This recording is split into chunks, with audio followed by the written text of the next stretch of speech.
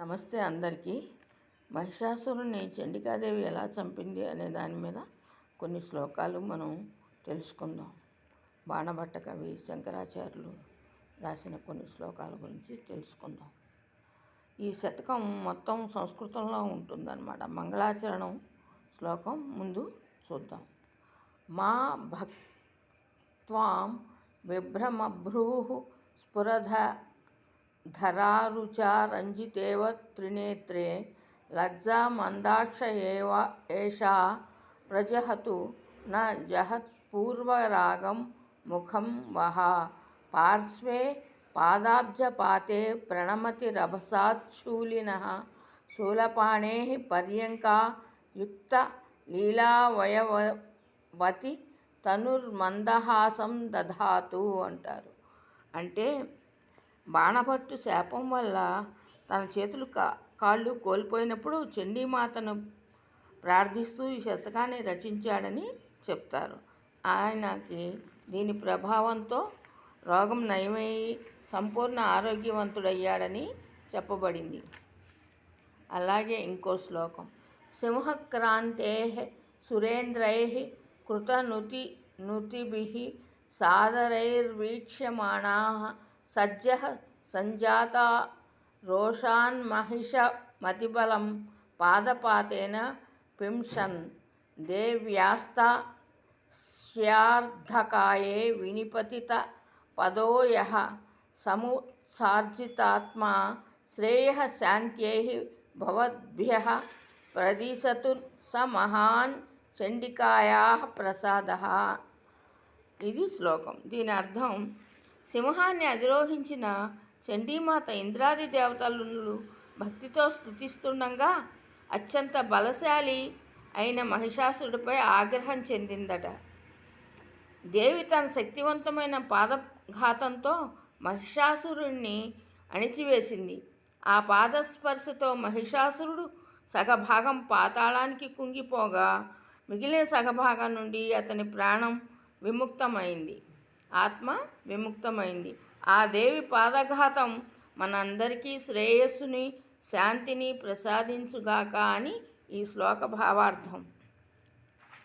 మహిషాసుర మర్దిని స్తోత్రం శంకరాచార్యులు చెప్పింది.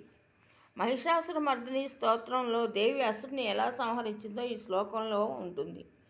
అయి శరణాగత వైరి వధూవర వీర వరాభయదాయికరే త్రిభువన మస్తక శూల విరోధి శిరోధి కృతామల శూలకరే దుమి దుమి తామర దుందుభినాద మహో ముఖరీకృత తిగ్మకరే జయ జయ హే మహిషాసుర మర్దిని రమ్యక పర్దిని శైలసుతే.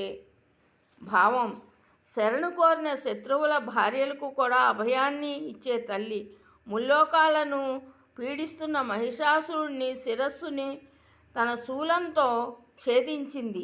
దేవతల దుందుభినాదాల మధ్య పరాక్రమాన్ని ప్రదర్శించిన ఆ చండికామాత మహిషాసుర మర్దినికి జయం కలుగాక అని ఈ స్తోత్ర భావం.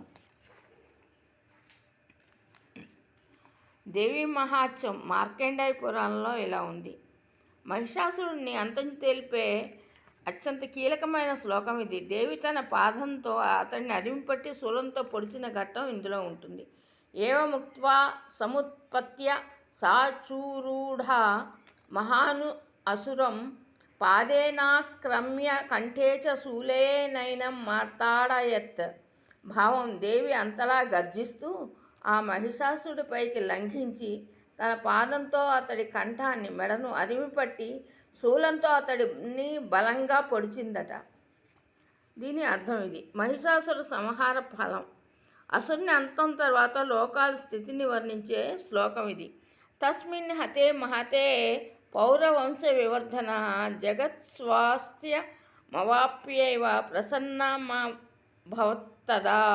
ఈ భయంకరమైన అసురుడి అంతం వల్ల తర్వాత సమస్త జగత్తు తమ పూర్వపు ఆరోగ్యాన్ని వైభవాన్ని పొందాయని ఈ శ్లోకం చెప్తుంది.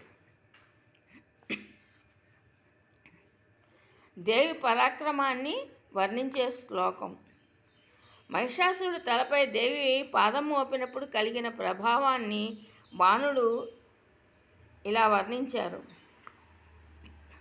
నఖ కిరణ శిఖాభిః శోభితం దేవ్యాః పాదపద్మం మహిషాసురమూర్ధ్ని వినిహితం సద్యః ప్రశమయేత్ యస్య ప్రహర రభసాత్ పాతాళం తలం ప్రవిష్టో మహాసురః సోయం శ్రేయసేవ ప్రదిశతు. దేవి తన గోళ్ల కాంతి కిరణాలతో శోభిల్లే పాదపద్మాన్ని మహిషాసురుడి తలపై ఉంచింది. ఆ పాదఘాతానికి ఉన్న వేగానికి బలంతో ఆ మహాసురుడు ఒక్కసారిగా పాతాళానికి కుంగిపోయాడు. ఆ దేవి పాదప్రసాదం మనకు శ్రేయస్సును కలిగించుగాక అని ఈ శ్లోకంలో బాణభట్టుడు మనకి చెప్తాడు. అసురుడి గర్వభంగం ఎలా చేసిందో దేవి ఈ శ్లోకంలో ఉంటుంది. క్రోధ దుద్ధూత ధూమ్రారుణ నయన రుచ రంజిత దిగ్ముఖాని శూలే నాభిన్న దేహం మహిష మతిబలం పాదపాతేన పింషన్ నఖమణి కిరణైర్భిన్నమంధకారం తమోవత్ జయతి జగన్మాతు కోపి చిత్ర ప్రభావ. ఇందులో అర్థం ఏంటంటే, కోపంతో ఎర్రబడిన కళ్ళతో దిక్కులను చూస్తూ తన శూలంతో అసురుడి శరీరాన్ని చీల్చి కాలి దెబ్బతో అతన్ని పిండి పిండి చేసిందట. దేవి కాలి గోళ్ల నుండి వెలువడే మణికాంతులు లోకంలో పేరుకుపోయిన అంధకారాన్ని పారద్రోలినట్టుగా ఆ అసురమాయను నశింపచేసినాయట. జగన్మాత యొక్క ఈ అద్భుత ప్రభావం సర్వదా జయమును కలిగించుగాక అని చెప్పబడింది. మహిషాసుర మర్దనంలో పరాక్రమ ఘట్టంలో అమ్మ ఎలా ఉంది? ఆ సంహార సమయంలో దేవి సింహంపై ఉండి అసురుణ్ణి అణిచివేసిన తీరుని వర్ణిస్తుంది ఇది.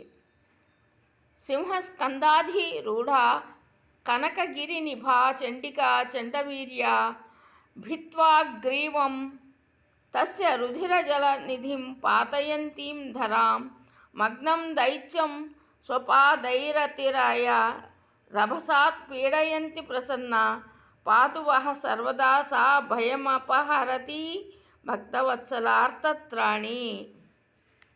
మేరు పర్వతంలా మెరిసిపోతూ సింహంపై కూర్చున్న చండికా మహాదేవి తన అసమాన పరాక్రమంతో మహిషాసురుడి మెడను చీల్చింది. రక్తం ధారలుగా కారుతుండగా తన పాదాలతో అతడిని అణిచివేస్తూ భక్తుల భయాలను పోగొట్టే ఆ తల్లి మనలను సర్వదా ఎల్లప్పుడూ రక్షించుగాక అని ఈ శ్లోకం చెప్తుంది. ఇలా అనేక మంది కవులు అనేక విధాలుగా మహిషాసుర మర్దినీ దేవి అయిన చండికా మహాదేవి గురించి ప్రార్థించారు. ఈ లోకాలకు క్షేమాన్ని కలిగించి ఆ చండీ మహాదేవిని మనము ప్రార్థిద్దాం. వచ్చే శ్రావణ మాసం శుభకరంగా జరగాలని అందరికీ కోరుకుంటూ నమస్తే, సెలవు.